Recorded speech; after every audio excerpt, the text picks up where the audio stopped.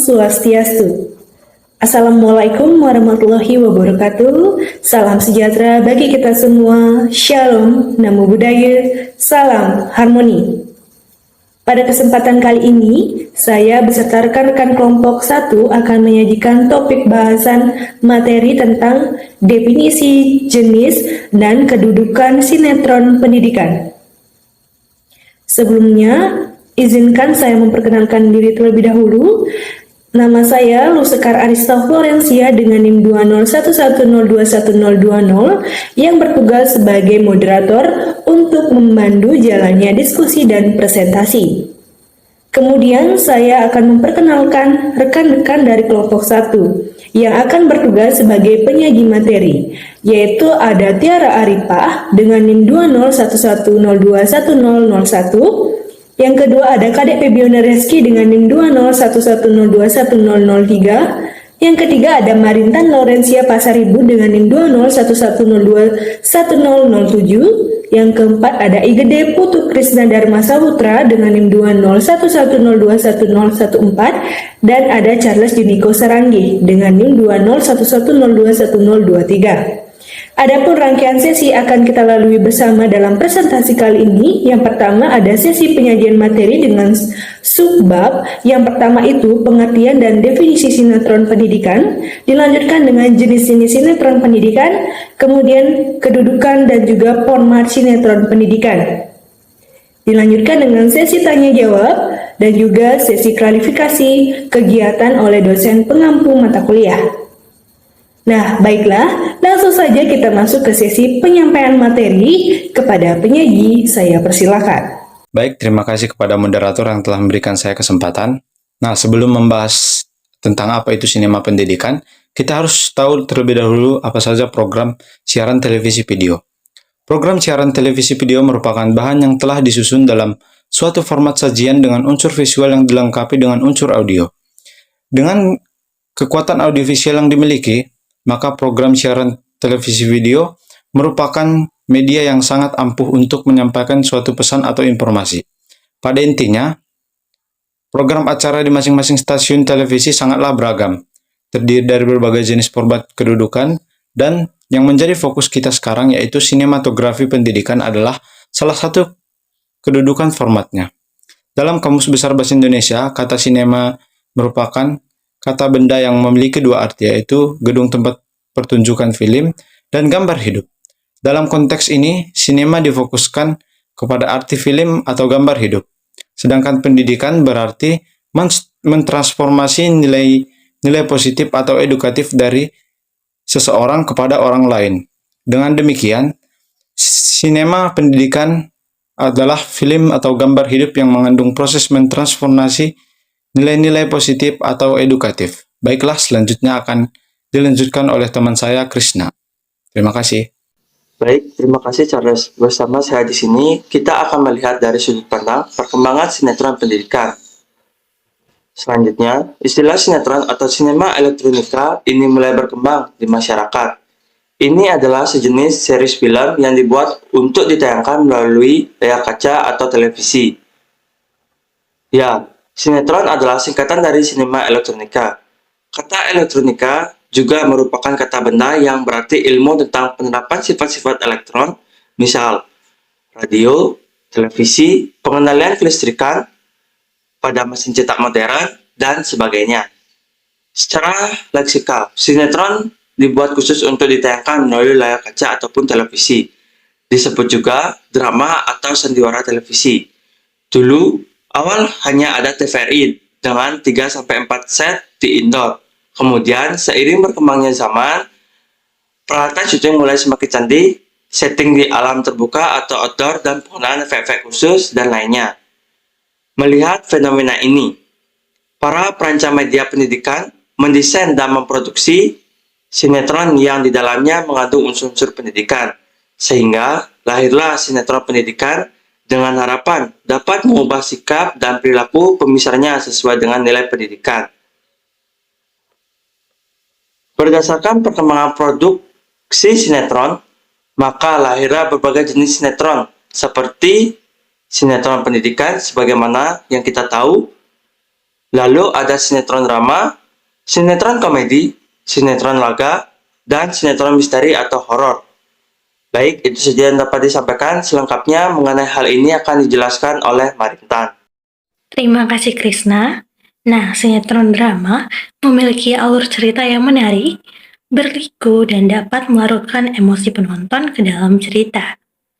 Sinetron dikelompokkan menjadi 3 jenis, yaitu pertama yaitu sinetron drama lepas atau yang tidak memiliki episode yang sekali tayang selesai. Yang kedua ada sinetron drama seri yang memiliki beberapa episode dan cerita tidak bersambungan. Yang ketiga ada sinetron drama serial yang memiliki beberapa episode dan cerita bersambungan. Kemudian ada sinetron komedi, sinetron yang mengandung unsur lelucon dan hal-hal yang dapat membuat orang tertawa. Unsur komedi atau lawak menjadi roh dalam sinetron semacam ini. Sinetron ini menampilkan pemain-pemain dengan adegan yang kocak. Lalu ada sinetron laga atau action, yang mana sinetron ini mengandalkan aksi kekerasan atau action para pemainnya. Adegan-adegan dalam sinetron seperti ini banyak diwarnai aksi kekerasan seperti perkelahian, peperangan, pembunuhan, perampokan, pelikan, dan sebagainya. Yang terakhir ada sinetron misteri atau horor. Sinetron jenis ini dibuat seseram mungkin agar para pemirsa merasa takut atau penasaran untuk terus menonton sinetron ini. Biasanya setting sinetron jenis ini di tempat-tempat yang angker atau sengaja direkayasa agar terlihat angker dengan penataan cahaya yang remang-remang atau syuting di malam hari. Sekian untuk jenis sinetron, materi selanjutnya akan dilanjutkan oleh Febiona. Terima kasih Marintan. Sekarang mari kita beralih ke pembahasan mengenai kedudukan dalam program siaran televisi atau video. Perlu diketahui bahwa format atau bentuk program siaran televisi sangat beragam. Format program siaran televisi dapat dilihat dari beberapa tinjauan untuk mengelompokkan bentuk atau formatnya, yaitu dikelompokkan berdasarkan tujuan pembuatan program, yaitu seperti program siaran informasi, program siaran pendidikan, program siaran hiburan, program siaran komersil atau iklan. Kemudian juga dikelompokkan berdasarkan alokasi waktu maupun dana, jumlah pemain, dan kerumitan produksinya seperti program siaran sederhana, program siaran kompleks. Serta ada juga yang didasarkan pada tempat dan waktu produksi, seperti program siaran langsung atau live, dan program siaran tunda atau taping. Tidak harus berpatokan pada jenis dan format. Setiap sinetron bisa mengkombinasikan beberapa jenis dan format sinetron dalam satu program sinetron. Hanya saja, ada satu hal yang ditonjolkan, sehingga hal yang ditonjolkan tersebut menjadi inti sari cerita. Misal, sinetron pendidikan termasuk program siaran kompleks, di mana dalam hal ini, sinetron pendidikan juga kadang menampilkan suatu lawakan untuk menghibur penonton. Jadi, tidak menonton di unsur pendidikannya saja. Hal ini disebabkan proses pembuatan sinetron pendidikan memerlukan penyesuaian pada penontonnya, kajian yang mendalam tentang tren yang disukai, waktu yang lama, jumlah pemain yang banyak, dan tingkat kerumitan produksinya tinggi yang dibuat secara live maupun dengan program taping. Mengenai kedudukan format ini, lebih rinci akan dijelaskan oleh rekan saya Tiara. Baiklah, terima kasih Feby. Lebih rinci kita akan membahas tentang kedudukan format program siaran TV atau video. Mulai dari format yang didasarkan pada tujuan pembuatannya, seperti yang dijabarkan Feby tadi, ada 4 tujuan secara umum, yang mana itu adalah program siaran informasi, program siaran pendidikan, program siaran hiburan, dan juga yang terakhir ada program siaran komersil atau iklan. Nah, kita mulai dari program siaran informasi terlebih dahulu. Ya, tentu saja untuk tujuan program dari informasi ini adalah sebagai pemberitaan dan juga sumber informasi. Wujud nyata dari program ini adalah seperti program siaran berita, info terkini, seperti breaking news, dan lain-lain. Tidak hanya berfokus pada hal politik dan juga kriminal saja, siaran informasi juga contohnya ada dalam program info selebriti, lalu info kesehatan, dan juga info kuliner. Kemudian kita beralih ke program siaran pendidikan. Ini yang menjadi fokus kita saat ini. Contoh program siaran televisi semacam ini adalah iklan layanan masyarakat, drama penyuluhan, dokumenter, dan lain-lain. Nah, kalau laptop si Unyil ini adalah gabungan antara program siaran hiburan dan juga pendidikan. Dan dalam bentuknya tentu saja dokumenter. Tapi ya, kita tahu fokusnya tetap ke pendidikan. Kemudian program siaran hiburan. Sesuai dengan namanya, program ini bertujuan untuk menghibur pemirsa. Contoh program siaran hiburan adalah berbagai jenis kuis, pertunjukan musik, lawak, sinetron, telenovela, dan juga lainnya. Misal seperti acara lawak Lapor Pak. Ini lucu sih, bisa dibilang program siaran hiburan terbaik di TV maupun per YouTuber Indonesia saat ini. Ya, kita lanjut ke yang terakhir adalah program siaran komersil atau iklan dengan tujuan pastinya untuk komersial. Siapa yang tidak kenal dengan Mbak iklan duta sampul lain ini? Iklannya sukses besar. Ini bukan karena cara marketing yang biasa aja tentunya. Hanya karena tertawanya Mbak Anggun Cisasmi, malah iklan yang seharusnya membosankan bisa trending topik karena banyak yang memparodikannya. Ini lucu ya, tujuan awalnya untuk komersial, tapi sekarang malah menjadi hiburan. Oke, kita lanjut. Setelah membahas berdasarkan tujuan, sekarang berdasarkan alokasi waktu maupun dana, jumlah pemain, dan kerumitan produksinya. Di sini ada dua bentuk, yaitu program siaran sederhana dan juga program siaran kompleks. Dari namanya saja kita bisa membedakan ya, tingkat kerumitan, alokasi waktu dan dana, dan juga subjek produksinya relatif lebih rendah untuk yang siaran sederhana. Bila dibandingkan dengan produksi program yang kompleks tentu saja. Contoh program sederhana adalah diskusi, wawancara, permainan, visual narasi, dokumenter, dan lain-lain. Misalnya seperti program Mata Najwa, nggak perlu lagi tuh memakai CGI, set di banyak tempat, atau gonta-ganti wardrobe. Sekali shoot saja, improvisasi saat wawancara, udah. Sangat berbeda dengan program siaran kompleks.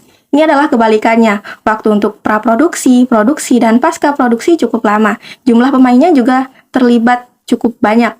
Selain itu, tingkat kerumitan produksinya tinggi. Permintaan masyarakat juga terlalu kompleks. Pada unsur cacat sedikit saja, punya titik tidak masuk akal, rating program tersebut udah anjlok. Oh ya, salah satu film atau sinema terbaik Indonesia saat ini yang lagi ditunggu-tunggu adalah Sri Asih, superhero Indonesia dari Bumi Langit Universe yang juga telah menghadirkan film superhero Gundala pada tahun 2019 lalu. Semoga suatu saat film Indonesia bisa menyaingi jejak Marvel dan DC ya. Lanjut sekarang kita akan lihat berdasarkan tempat dan waktu produksi. Nah, ini ada program siaran langsung atau live, dan juga ada program siaran tunda atau tapping. Kalian pasti udah tahu ya bagaimana gambaran program siaran langsung. Contoh siaran langsung adalah pertandingan sepak bola, siaran langsung upacara bendera, konferensi, sidang, dan lain sebagainya. Sedangkan untuk program siaran tunda atau tapping, tidak disiarkan secara langsung. Namun ada tahap-tahap pengambilan gambar atau rekaman, setelah itu akan melalui proses editing, sehingga minim terdapat kesalahan dan lain-lain. Ini misalnya seperti pembuatan sinema pendidikan maupun acara lawak yang agak sedikit sensitif agar bisa diedit, yang tidak harusnya ditayangkan bisa disensor. Sekian materi kita kali ini, selanjutnya saya serahkan kembali ke moderator. Baik, terima kasih atas penyajian materinya rekan-rekan, dan kami mohon maaf jika sekiranya ada kekurangan dalam penyampaian materi pada presentasi kali ini.